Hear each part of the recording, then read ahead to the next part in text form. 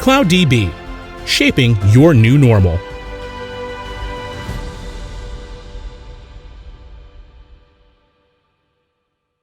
Welcome everyone to the 2021 APAC Groundbreakers Virtual Tour by Apaco UC. This year our event will be the biggest one ever done with 144 sessions, including normal sessions, workshops, and hands-on labs from 100 different speakers over 17 days. Also, it will cover sessions in 4 different languages. Please remember to register to as many sessions as you can, as all the sessions you are registered, even if you miss a session, you will be in the next couple of days able to watch the replays as much as you wish through the platform until December 30. I would like to say thanks to our Oracle user groups and Java user groups that made this event possible, and also to our sponsors, Oracle Groundbreakers and main sponsor CloudDB. Now for today's session, getting started with Oracle on Kubernetes by Ron Ekins. Please feel free to write questions at any time during the session by using the chat tab of live webinar that is located in the right bottom corner of your screen. And the speaker will be answering your questions at the end of his presentation. If there is any issues during the session, please feel free to contact me at any time by using the same chat window, and I will try to help you the best I can. Now, without any more delays, I would like to leave you with this amazing session by Ron Ekins. Ron, the room is yours. Thank you very much, Francesco. So, welcome to my session. So this is me, Ron Ekins. I'm a Principal Solution Architect in the Office of the CTO at Pure Storage. There's my Twitter handle at Ron Ekins, and I have a Oracle themed blog at ronekins.com, which I try to put new content up there every couple of weeks. So it's probably a good place to visit if you're interested in anything in the Kubernetes space. I'm an ACE Director, Certified Enterprise Architect, and Cloud Architect. And today I'm going to be talking about Oracle and Kubernetes. So the agenda for my session is I will introduce Docker and Kubernetes, so make sure we're all on the same page. I'll then talk a bit about why containerization and why we should be interested in it as database professionals. I will then review what Oracle's been doing in the container space and how databases require persistent storage, and then go through the steps about how we can deploy a database in a container, and wrap up with something really new and exciting that Oracle's doing in this space with the Oracle Database Kubernetes operator. Okay, so Docker and Kubernetes. So what is Docker? So Docker is a platform for developers to build, run, and share applications. When we take a virtual machine, when we take a physical machine and we virtualize, we talk about virtualization. Same term, containerization rather than virtualization. Containers aren't new, even though we like to think of them as something new. They've actually been around for over 10 years, and it's been part of the Linux environment back since 2008 under the name of LXC, Linux Containers. But what is new is the way they were deployed with Docker. It made it really easy to consume. You know, they could gain popularity because they were flexible, lightweight, portable, loosely coupled, scalable, and secure. And that's really how the Docker world started. It started for these lightweight machines that we could move around that were very portable. So what's Kubernetes? Why is there confusion sometimes between Kubernetes and Docker? So Kubernetes is a container management platform that automates applications. It automates the deployment of those. It manages Docker or other images or other container images. That could be Rocket, Cryo, Runc, and Kata, etc. There's a number of different container images, not just Docker, and Kubernetes can manage those. It automates the provisioning and storage. It's open source and portable, and it's part of the CNCF Cloud Native Computing Foundation project. So the overall goal of Kubernetes, or K8, is to make a desired state the actual state, and I guess that's what we should take away with it. So it automates and deploys to a known configuration. So Docker versus Kubernetes. So why do we talk about these two terms interchangeably? Well, Docker and Kubernetes are different technologies, but they are related. Some people think that they're rivals, and there is confusion because of Docker Swarm, which was a competitor to Kubernetes. But Docker and Kubernetes aren't rivals. Docker is a container platform, whereas Kubernetes is a container orchestration platform, and it can automate platforms like Docker. Okay, so now we know what Docker and Kubernetes are. Why should we be interested? Why should we consider containerization? The hybrid world and the multi-cloud world are real. The number of organizations that are looking to deploy applications on premises and in the cloud and multiple clouds, we can see that, the average number of public clouds used, 2.6. The average number of private clouds used, 2.7. So what this means from this study is that customers, users don't have just one cloud. We consume more than one public cloud or more than one private cloud. Kubernetes helps with this. If we look at some of the Kubernetes sort of use cases, and this is a study by Newstack, we can see already databases are by far the largest use case for containerization. So Red Hat, Redis, Postgres, MySQL, MongoDB are all commonly deployed in a Kubernetes environment. Microsoft and Oracle, they're coming on as well, but they've got somewhere to catch up with the open source databases there. But you can see there, databases and streaming technologies are in the top two places there. So why Oracle and Kubernetes? Why should we be interested? Because that concept of multiple clouds, this helps. Kubernetes allows us to deploy databases with minimal resources in multiple different clouds, whether that be Azure, AWS, the Oracle Cloud, IBM Cloud, Google. We can deploy our databases, multiple clouds, in a consistent manner. It removes the complexity around operating system management and database installation and patching. All of this is handled by our images. It's supported, and we can license it. It's an enabler for database as a service.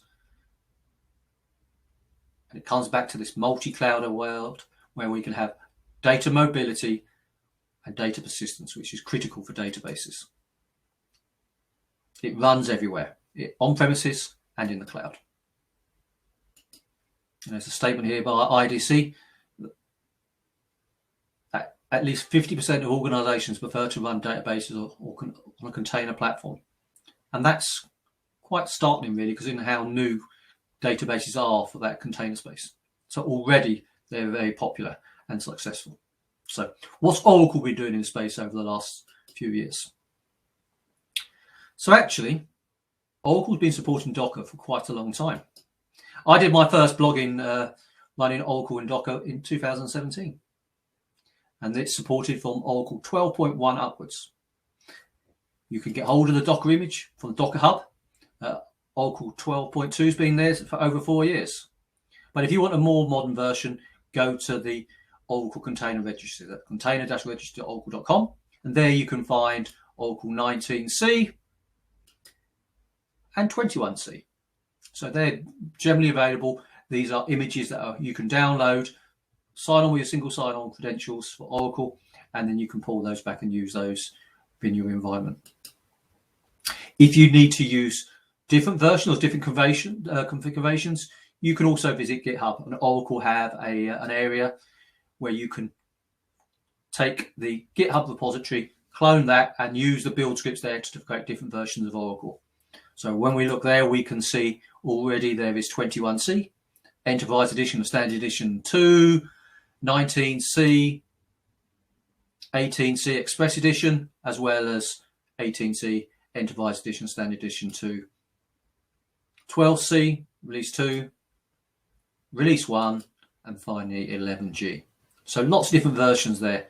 If you are using those, these are the official build scripts, but they don't contain the Oracle image. So you have to download that separately, put that in the right place in the directory structure, and then you can run the build script to create those. If you're finding somewhere where it's distributing the Oracle binaries as an image, I would advise to stay clear of that. It won't be supported, and you don't know really what's inside that image. So use official sources and not anywhere you find it on the internet. So use the build scripts here and then the Oracle image from the Oracle repositories. So that's the Oracle databases. What about MySQL? Yes, MySQL is fully supported and available, and you can find that in MOS, Oracle support, and there's the document number, then you can download that. Likewise, you can use a Oracle operator for that. So you can take the image from there, and also you can use the operator to automate the deployment. That makes it slightly easier to manage. So the operator gives us the full lifecycle management, where we can stop a MySQL database, we can create a cluster, and we can set the replication levels in that cluster. It's very powerful. Times 10 is also supported and available if you use that, but it's not just the databases. Oracle has container images for many of its products, Golden Gates included there. So there's a big long list of applications there. If you go to the container registry, you've got databases there, but you've got other things that you can click on in the Java space as well. So have a look. There may be an image there you really need. So what about support and licensing? If you're going to do this, where would you end up from a support point of view? Well, good news. It's supported. And one thing that's really excited is since October, Oracle is now supporting Oracle RAC. So up until then, RAC was only supported for development and test. For 21.3, we can now have production support for an Oracle RAC running in a container. Prior to that, there's still going to be dev test. Single instance are supported, dev test and production. So there we are, the production one is now supported. So there's the directory structure. So if you go to the container registry, you'll see the enterprise edition and standard edition. So you navigate into there, select your version, and you can pull those back. So what about licensing? So licensing in a container space doesn't have to be any more complex than it is in a VMware environment. So the rule there is you have to license where you're going to be running the container, where you're running the pod. So think of it on the virtual side. So if you can have multiple virtual machines or multiple containers on that machine, you need to license that machine. There's a great paper there at Oracle written, running and licensing programs in container and Kubernetes. And that describes the rules and actually how you control the topology so that you make sure that you're compliant with your licenses. So you only deploy a Oracle pod on a machine which is licensed. So look at that before you deploy it across hundreds or thousands of worker nodes. Okay, the need for persistent storage. So for many purists, containers were designed to be stateless. And that's by far the most common use for the last 2 or 3 years. It's changing now, as I said, but the last one we see databases. But historically, stateless was the way containers were thought of. And they had a different use case. They were typically short, hours, minutes, days. Not what we see in the database world. Treated like plants. If one dies, you just get another one. Location independent. They didn't have fixed IP address or everything was designed to be floated. So didn't use local storage like a detached storage that you might get on a open source database. Obviously, an enterprise database, we quite often use SAN storage, but it wasn't designed to be tied down to physical resources, whether that be IP address, host names. Tend to be lightweight, consuming a minimal amount of resources, whether that be memory, network, or storage I/O. Very low workloads. However, databases, we know, are designed to be stateful. We want our data to persist. And normally, we'd have a database, it could be lasting for hours, days, or years. So quite different to that stateless container. You want to make sure it's protected. We treat it like a member of the family rather than a plant. We don't want our databases dying. We want them to be resilient. We want them to be secure. We protect them at all costs. We think about the data protection. We think about how we're going to recover that data. It's important that we are able to get back to a known state. The location specific. We talk to a database connection string. We need to know where it is. We always know where our storage is. We know how to connect to it from an IP address names point of view.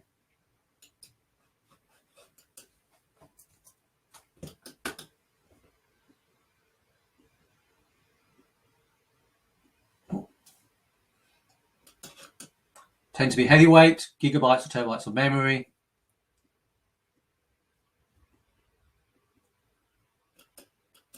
And heavy storage I/O. So quite different user profile to what we see with the containers, and lots of network I/O. So how can we solve this? This is where CSI comes into, Container Storage Interfaces. These give us a way of using our enterprise storage to give us that persistent storage. So the storage platforms we have today can be used in a Kubernetes world, and we can enjoy the features that we get from our enterprise storage, like dynamic volume provisioning, the ability to create volumes on demand on our storage platforms, using the underlying storage protection that's built into those platforms, taking volume snapshots, so where we can ask our storage platform to take a snapshot on our behalf, and that can be done for us. Volume cloning the storage volume.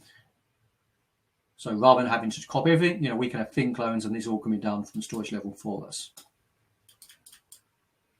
Access. So our containers are able to use our storage in different methods. So we have support for read write once, and this is what we would use for a single instance database. So our volumes can be mounted on one single node read write. We also support read only many. So this could be a directory on one that we create and we write log files to, and we want to share those to many other systems. So we could use read only many for that. Read write many. So if an NFS file system, we quite often have a read write many where we have multiple nodes all writing to the same area. And that's what we would use in a rack environment where we want a shared storage area. CSI supports both block and file, so all of the use cases from the database side can be supported through CSI. So let's have a look at a pre-provisioned volume. So here we can see I have my pod with the volume out. So the Oracle images expect to have 3 volumes, one for the data, and then 2 for scripts, one for setup and one for startup. So the setup one runs once while the container is initializing, and it reads that volume to find what to do, what scripts to run. And then the startup, every time the container starts, it will run the scripts in that directory. So that's the mounts we have. On the right-hand side are pre-created, pre-provisioned volume on my storage platform. So our pod starts up when the YAML file defines some volumes, persistent volume claims with a claim name.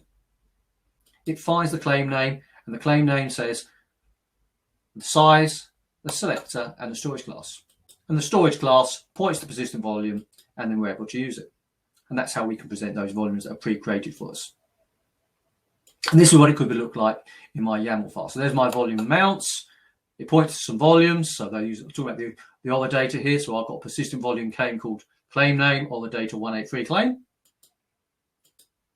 And then I was really describing where to find it. So I was saying the size and the read write once mode. And then it knows where to find that and how to prevent that volume back to me. So that's static volumes. But they have limitations because you have to create those in advance. In the Kubernetes world, we want to have dynamic provisioning, and CSI ports this as well. So here I have my pod, the same volumes, so all the data, setup and startup. I have my storage class, my physical storage on the right hand there. So my volumes specify a persistent volume claim name. The persistent volume name again specifies the size, selector, and storage class. The storage class says what type of storage, and this could be depending on the storage vendor. So you use a storage class for that storage vendor, and the storage class talks to the storage platform, whether that be NFS or block, and provisions persistent volume, which is then used by the container. And this is what it could look like. So here we have our mount point, again, the same mount point, opt Oracle or the data. There's my persistent volume claim, I'll give it a claim name, and then the claim name are specified size, the access mode, and I've assigned some labels there to help me find it afterwards. So here I just have some labels, one called database and then one for the version. So I can use this to sort this and provide the information when I need it. And then there's a storage class saying which storage vendor or storage platform I'm using for that.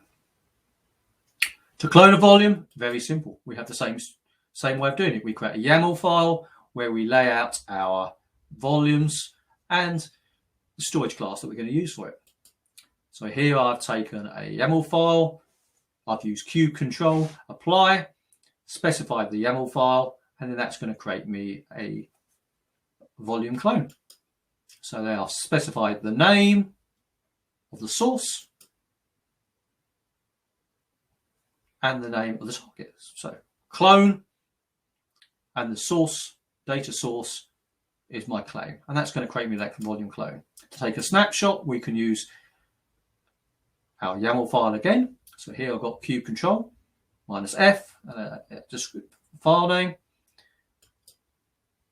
Same again. I specify the source and I specify the name, and it will use that to create me a snapshot called claim-snapshot from the persistent volume claim name. And then I can see that snapshot's been taken.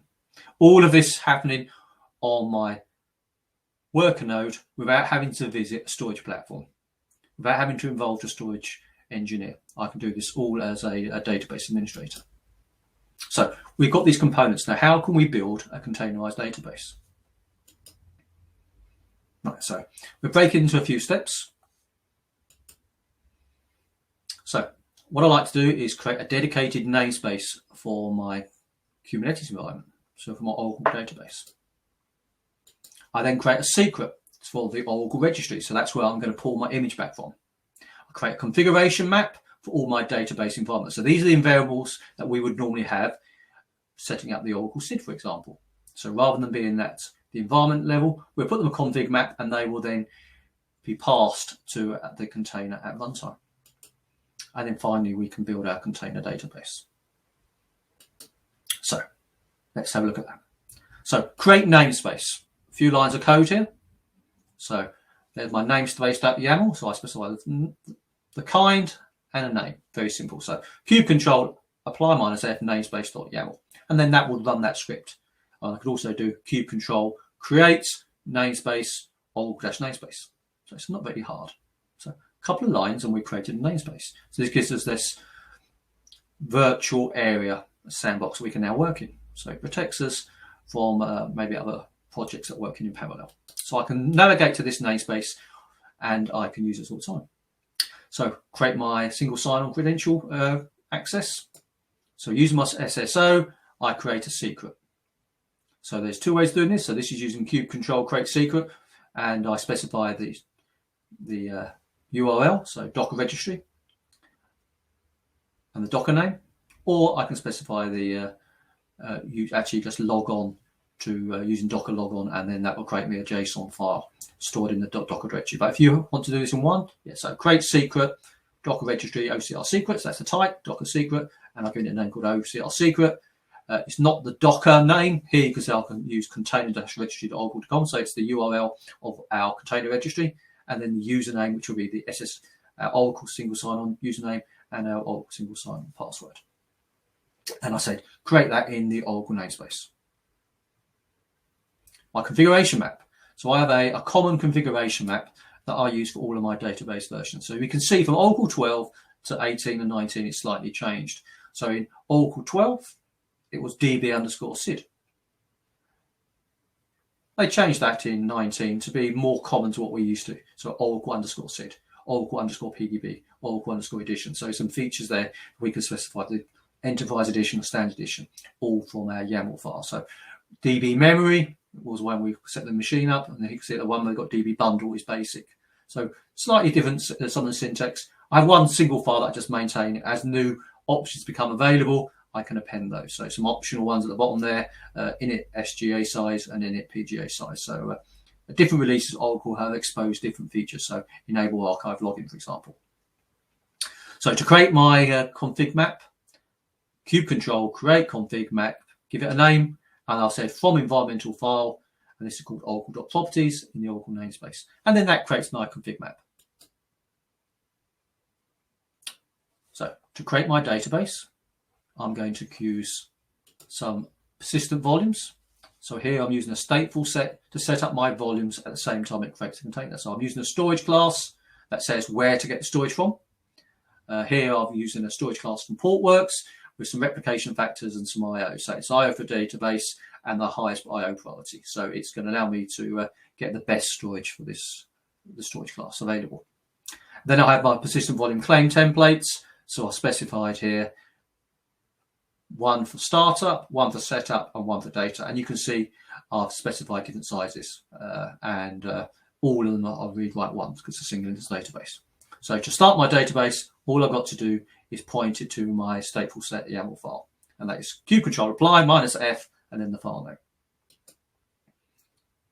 and then that would create me my database. Using kubectl, we can stop and start our database. We can use, if we're using a deployment or stateful set, we can just change the replicas up or down from 1 to 0 to stop and start the database, and that would do a clean shutdown and startup. If we want to delete our database, we can just use kubectl delete stateful set, and then that would delete stateful set called Oracle 19c in the Oracle namespace. So that's why we have different namespaces, so we can have the isolation. Makes it a lot easier and a lot tidier. Or deployment if you're doing deployments. Relocate move, this is quite a nice feature. So if we're running this in a availability zone or a AD or in your data center, and you need to move your database from one node to another for maintenance, or one node has got overloaded. So what we can do is use cordon. So I can cordon the node, which means to Kubernetes, don't schedule any more work on that node. I can then kill the pod, and the Kubernetes will restart that on a node which is available in the pool. Once that's done, if I want to put that node back in the pool, I can just say uncordon the node one, and then that becomes available. One thing I'd advise is to remove hard coding wherever possible, and we can do this. So I said, Kubernetes is designed to be portable. So rather than having to have fixed service names, we can have this dynamically created. But when they change, how do we reflect that in our application? So here I'm saying kubectl get services. So this is a service for my Oracle database. So it's 1521 is what the Oracle port number is. The external port number, which has been mapped, is 32652 here. And I can find that either by doing get services, but if I want to just get that one value, which I may then put into a script, so I can connect to that, I can navigate the JSON path to find that element from the specification. So it's a good way of actually putting that back so that we can get the port and then also can get the Oracle SID from the config map. So not having to have those hard coded, I can just set an environment event up as a result of that query. Okay, so let's see this in action. So I've recorded a little video here, which we're going to play. It's trimmed. If we did this in real time, it'd be about 20 minutes, the initial build. Once we have a containerized database, it's really fast to stop and start, but the initial build does take some time. So let me talk you through what we're going to see. So here's my files, and what we're going to do first of all is create a namespace. So kubectl apply -namespace, and here's my config map. So there's the database SID, the Oracle SID there, and the other parameters, the password there. So I create my configuration map. You can see I've got no services, no persistent volumes at the moment. Use kubectl again to apply -f stateful set. So now I'll create my database, and you can see here it's created a stateful set and the services in the namespace. The database is pending. So the node, I've got 7 nodes in my cluster, and we can find out which node it's running on, and we can find that the database is starting on node 1-6. So I'll get the services. I can find that there's the port number. Let's just cut and paste that into my SQL Plus connection.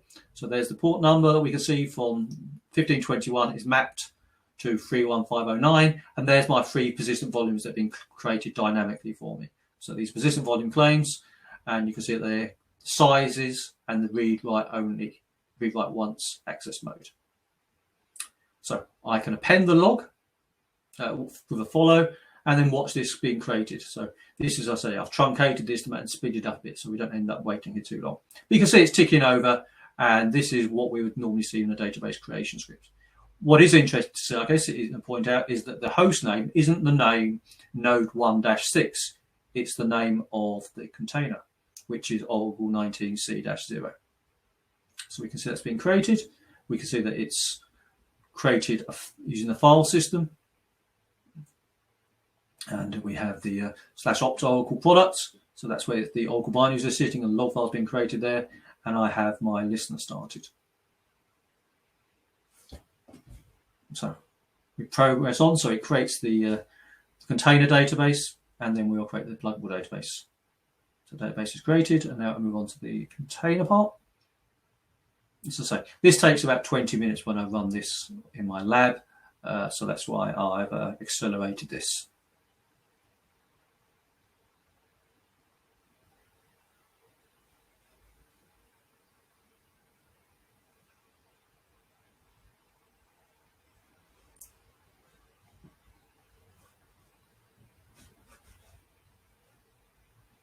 Okay, so that's the pluggable database created, and we can see that there's the data files being created in our data PSTG, which I put into the config map, and there's a control file there. So coming out of that follow, so I've just been tailing the log file there. I can now just confirm that the service is there, and there's the port number again, 1531509, the name Oracle 19C. If I go over to my SQL Plus connection, I can use that port number to connect to my database and run a query against that. And you see there's the database name, there's the host name, all that inherited from my config map.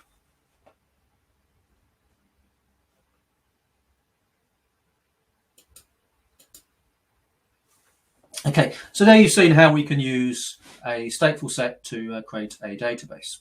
And in my GitHub repository, you will find all of the code there I've used to create that database. So we specify where to find the storage through the storage class. We specify which image to use from the container registry, and we create the services all in one stateful set. And that's a great way of packaging it up and then sharing that. And we can have that stateful set, and you can share that between different builds, and you can make sure that every single one's the same. One thing that Oracle's been working on is the Oracle Database Kubernetes Operator. And this is really new and quite exciting. So Oracle's been doing this for a few months now, but in October, they released the version 1 or version 0.1. It's still got some way to go. It's not as feature-rich as Oracle would like. Today, it supports only deployments in OCI. It will soon be supporting on-premises solutions. It has support for single instance and sharded database and autonomous database. Some of the lifecycle support's not there yet, and that's coming on. There'll be future releases to provide additional features like rack and data guard. But the idea is we'll have one operator that will manage both containerized databases. You can see those. The Oracle DB can talk to the controller, and the controller can then talk to a containerized database in our Kubernetes cluster, and that Kubernetes cluster could be either in OCI or on premises, as well as a autonomous database. So the autonomous database won't be running a container, but the controller will be able to stop and start an autonomous database and create those on our behalf. One thing I guess is worth pointing out, even though we'll be able to run the containers anywhere, in any cloud, the support and certification still holds true. So Oracle only supports the use of Oracle RAC in OCI and on premises. So you can't run an Oracle RAC virtual machine or container in Azure or AWS, for example. So the support around that still holds true in the same way it does for a virtual machine. So this is a grab from the Oracle operator. So this is brand new, so it's only been out a number of weeks.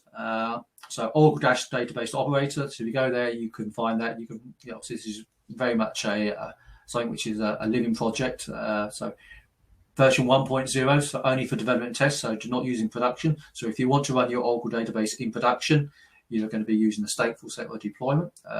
But going forward, you may want to consider using a operator for the ease of management and the fact that it's going to be able to manage all our different configurations.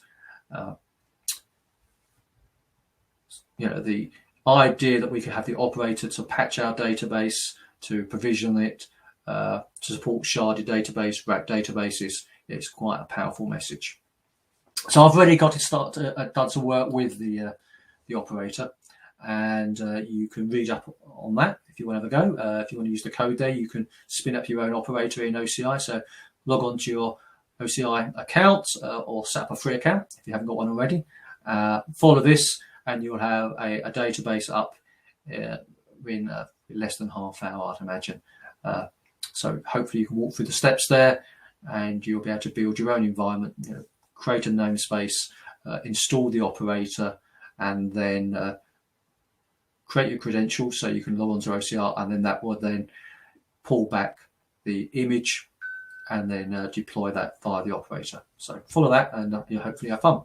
If you want to learn more about the containerization, I've got quite a few posts on my blog site now. I've probably over 30 blogs on running Oracle Kubernetes, covering use of NFS, taking snapshots, doing backups, running it on your laptop with a Minikube, and running it on premises or in the cloud. So hopefully I've covered lots of things, but any feedback on any of those blog posts is more than welcome, and I'll hopefully get back to you if you've got any questions. So that's what I wanted to share with you today. So I'll have a look now. We're coming up to the end of time, and we've got time hopefully for a few questions if there's any there. So let me stop that and have a look for any questions.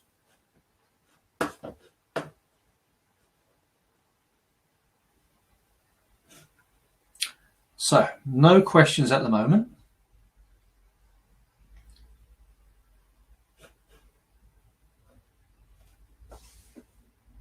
Okay, got one coming through.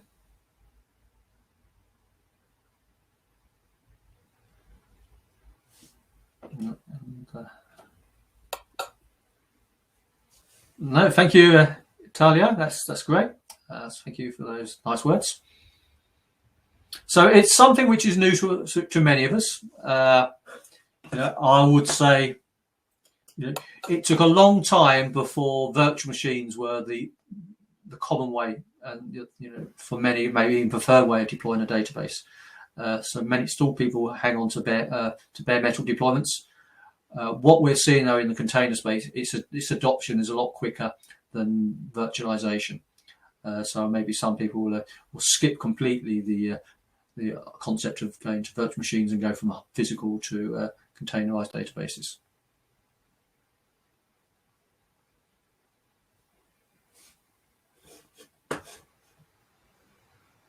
So if you want to learn any more, visit the Oracle GitHub repository and find about the operator there, or visit my site, and you should be able to get some new information there.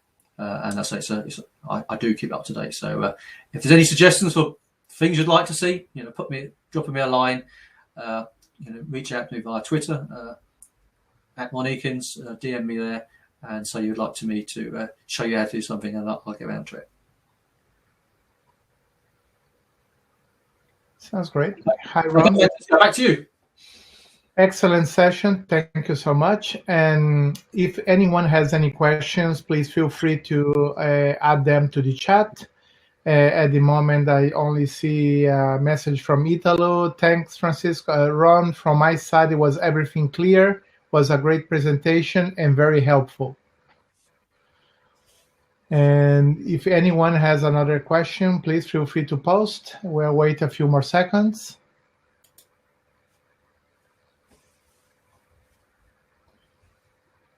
All right, looks like no more questions, no questions at all. In that case, I just will remind everyone that the replays of the sessions will be in your personal agenda in the attendees tabs of the Groundbreakers platform. The recordings will start to be posted in the next couple of days, and you will have the replays available until the 30th of December. Saying that, thank you so much, everyone. Take care and be safe in these pandemic times. And Ron, thank you so much for your time and for being present in this late in the for you. Thank you very much. My pleasure, and hopefully see you all again sometime soon. Maybe present next year. Thank you. Likewise. Bye. Thanks. Bye-bye, everyone. CloudDB, shaping your new normal.